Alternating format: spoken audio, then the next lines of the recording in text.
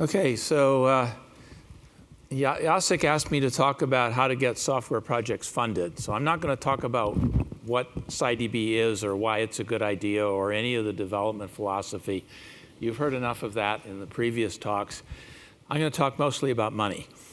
Can I have the next slide? Oh, how do I? Green button.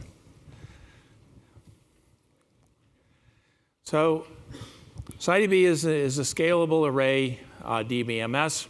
It's got a high-level language. It's got built-in complex analytics. It's integrated with R and Python. To a first approximation, if you want to describe it, Jacek did it with his features. It does what Jacek wanted a database system to do. So how did XLDB get going? Because this is really significant. So in 2007, Jacek organized a workshop at Slack to discuss big data. And basically, he said, I've got petabytes of data coming, and I have no idea what to do with it, and I'm afraid my hair is going to catch on fire. So we got a whole bunch of other physics and astronomy guys to come, and they all said the same thing. I have petabytes that are coming at me, and I'm clueless what to do. My goodness, I see a cliff, and what do I do? Jacek also invited a bunch of the large internet projects, including Google, Amazon, I believe Facebook was there too. They all said, we have petabytes now. The commercial database systems are clueless about our needs, and we're rolling our own because we're big enough to be able to afford to do that. There were also a bunch of database people there, including the folks from Objectivity. Basically, they said, what do you mean our database systems don't work on your problems? Which seemed like a particularly inane comment to me and DeWitt. So me and DeWitt were the token database people at the conference. And we said, we've been trying to collaborate with you science guys for 15 years, unsuccessfully. And if you can specify a set of requirements of what you want, we'll try and build it. So that was 2007, and what ended up happening was a group of people got together, constructed some use cases, functional requirements, ... for what turned out to be XLDB. And we started trying to raise money to build it.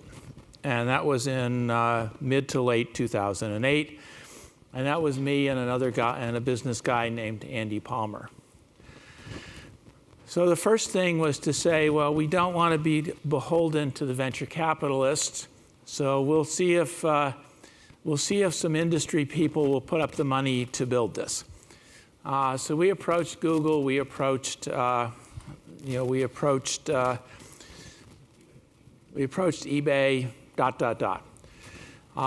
Unfortunately, during this time, Lehman Brothers failed, and the entire industry went into serious culture shock.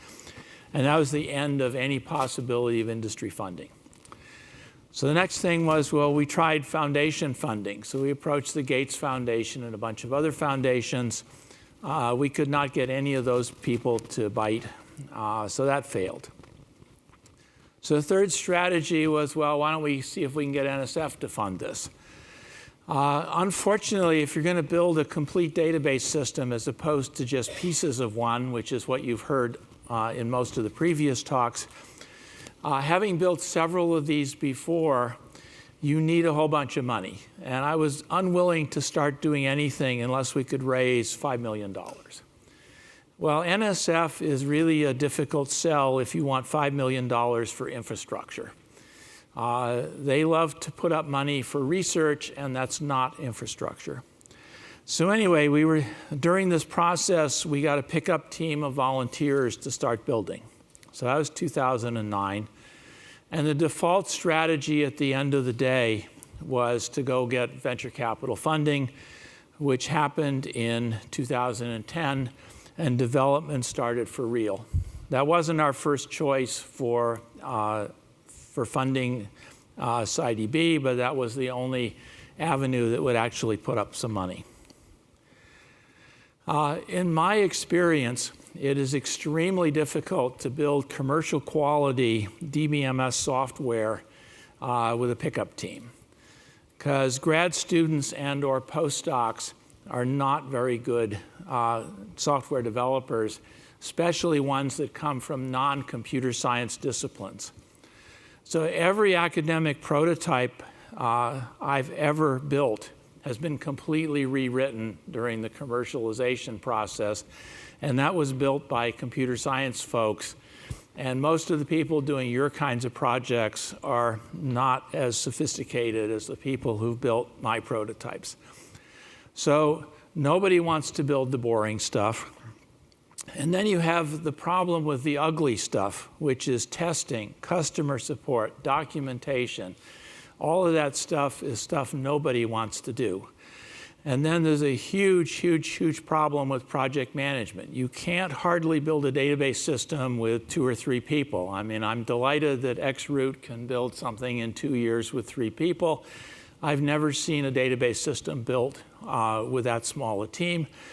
If you have 10 people building code, you've got to have good project management or bad things happen. So in my experience, if you want stuff that really works, you've got to get serious software engineers doing it, and that's really difficult inside universities. So I'm a big fan of doing it on the outside, paying attention to all of these things, and getting real money backing this project. As such, DBMSs require a large amount of capital. There have not been any successful commercial DBMSs built with less than $10 million of total invested capital.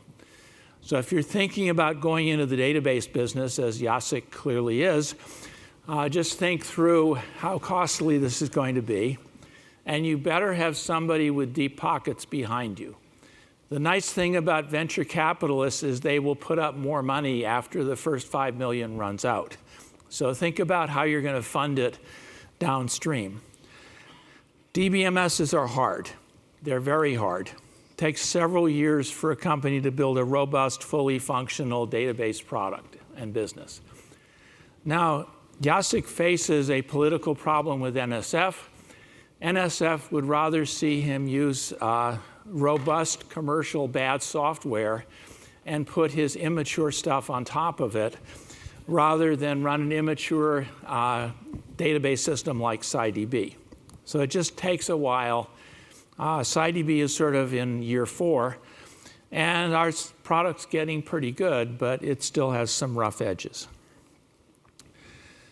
Venture capitalists are very stern taskmasters.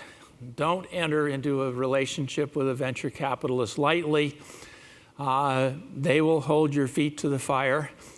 Moreover, you cannot interest the venture capitalist in a market as small as some particular science discipline. That just isn't a big enough market for them to get interested.